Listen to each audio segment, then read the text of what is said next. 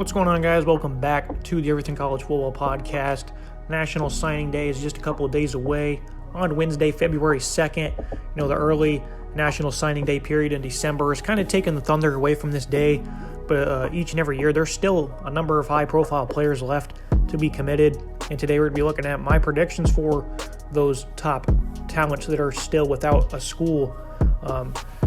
Texas A&M, they're looking to have a big day to finish off what's already, I'm pretty sure, the number one class in 24/7 sports history. 6 5-stars they have, 18 4-stars. They're in the running here for Harold Perkins, and then Shermar Stewart as well. Kicking things off, though, Harold Perkins, the finalists for him: LSU, Florida, and Texas A&M. Perkins, he had been committed to the Aggies for about 22 days. January 2nd, he committed to them at the All-American game, I think it was the Under Armour one. He committed to Texas A&M. He just opened up his recruitment back up, though, after just 3 weeks. And the LSU and Texas are here in the running. Perkins decommitting a week before NSD, it's not really a good sign of how he's feeling, especially when he took a visit to LSU right after.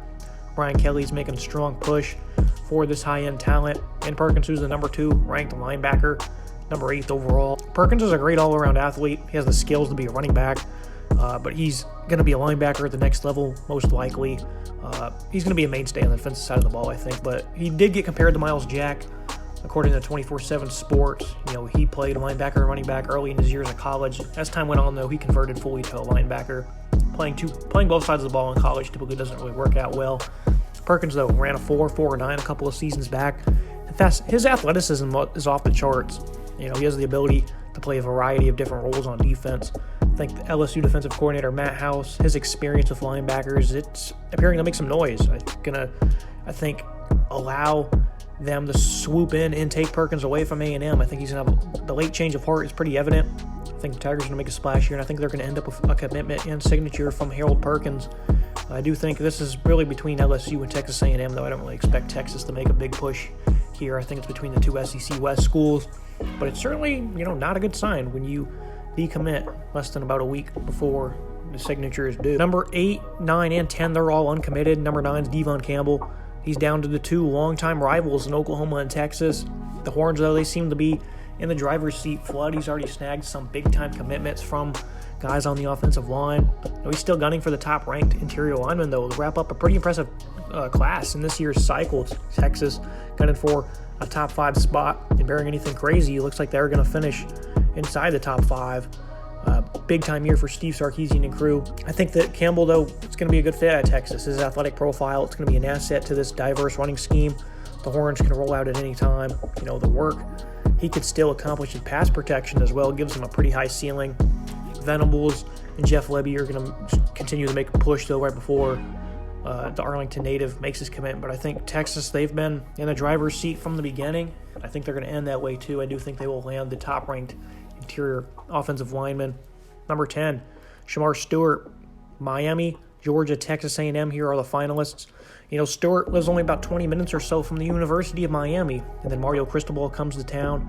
That's certainly piqued his interest even more in becoming a Cane. Stewart, this guy's pretty massive, 6'6", 272. He's also got a wingspan of 80 inches. Massive player. He can play inside or out. Stewart has great potential. He possesses good strength and a quick burst mixed with that size and length. You just saw what Kayvon Thibodeau did at Oregon. Turned in a very impressive college career as a former number 1 ranked recruit. It was kind of expected, but still he had similar traits, and he kind of shined at Oregon. Keeping that in mind, along with the aforementioned Cristobal to the 305, I think the Canes are going to step in here. I think they're going to keep Stewart at home. I do think this one is between Miami and Texas A&M. Dan Lanning leaving Georgia for Oregon. I think it's a big deal in his recruitment because he was one of the big guys that was recruiting Stewart to Athens. Now he's gone, so I think this is really a 2-man race between A&M and Miami. I think the Hurricanes, though, will wrap up a signature. Offensive tackle Josh Connerly, he's bumped up to number 15 in these final 24/7 Sports rankings. I'm pretty sure they're the final ones, regardless. He's one of the top offensive tackles in the country. The contenders for Connerly have really struggled to get any separation. 24/7 Sports seems convinced this is a 2-man race between Michigan and his hometown Washington Huskies, as he is from Seattle. Alex Mirabel going to Miami likely eliminates Oregon. Miami's still in the running, which it's a strong indication of why. He lost Cristobal and Mirabel to them. Still has Oregon on his list, but I don't believe they're in the running here whatsoever. Connerly was a two-sport athlete. He played basketball for Rainier Beach, a school that's turned out some pretty notable players on that front, including the Spurs' DeJounte Murray. Connerly moves very well for being 282 pounds. He's an impressive athlete. Performs very well as a run blocker. There's no real strong indication of where he's going to go. But Josh Henson, Lincoln Riley, and USC made an impression on the Seattle native. There's a lot of buzz currently in that program. I think he could make a big, unexpected splash to wrap off. It's been an underwhelming class for USC because, Riley arrived there late. They've only got 8 commits, I think, so far. Making a lot of waves in the transfer portal, though.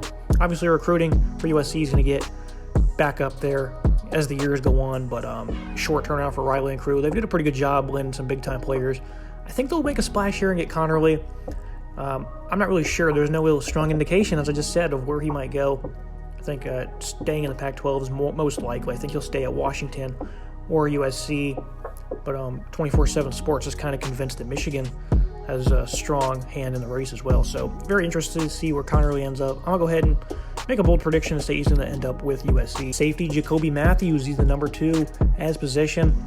The top 40 player. He's pretty torn between 3 SEC schools that he's down to in LSU, Florida, and Texas A&M. He was at one time an LSU commit. He even visited Baton Rouge on the final game of the season when they knocked off Texas A&M. Mike Elko leaving for Duke. That potentially may have lessened his interest in the Aggies. TJ Rushing, though, he's still there. He's a perennial recruiter in the secondary.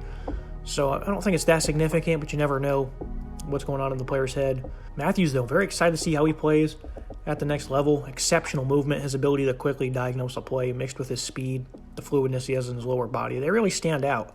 Matthews has good ball skills, respectable strength. I believe he's going to suit up in purple and gold, though, to put those skills on display. I think he's going to end up recommitting to Brian Kelly and LSU. I think he can be a very good player, though.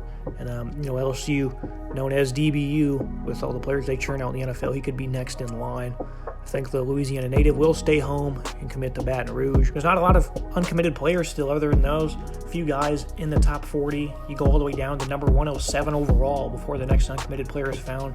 Treyvonte Citizen, a running back from Lake Charles, Louisiana. 8 finalists currently. I'll put them on the screen. Most players list only a couple of schools, 5 or less usually. Citizen, that was a whopping 8. That's pretty crazy. They're still vying for his talent. Citizen is good size. Projects as a bit of a bruiser at the next level. He's 6'0", 217. He's 6 foot, 217 pounds. Solid frame. Respectable burst. The top end speed as well is pretty impressive. I think he could potentially be a versatile back in college. I don't think he'll have a overwhelmingly great career, but I think he'll be a very respectable 1 or 2 option at the next level. Citizen seems poised to stay at home, though. I think LSU and Grambling State with the newly hired Hugh Jackson at the HBCU. Those teams are both in his final list. I think it's going to come down to LSU or Grambling, and I ultimately think he'll stay with the Tigers. Wouldn't be shocked, though, if he went down to the FCS level here, but I do think he's going to stay home. That's going to wrap it up for today's episode, guys. Just a handful of players we still have remaining are very talented, and those are my predictions for where I think they will go. Very interested to see where all of these guys end up. To cap off a pretty great recruiting cycle. It was very exciting. We'll dive right into the 2023 cycle as soon as this one wraps up. So guys, make sure you like, comment, subscribe. See you next time.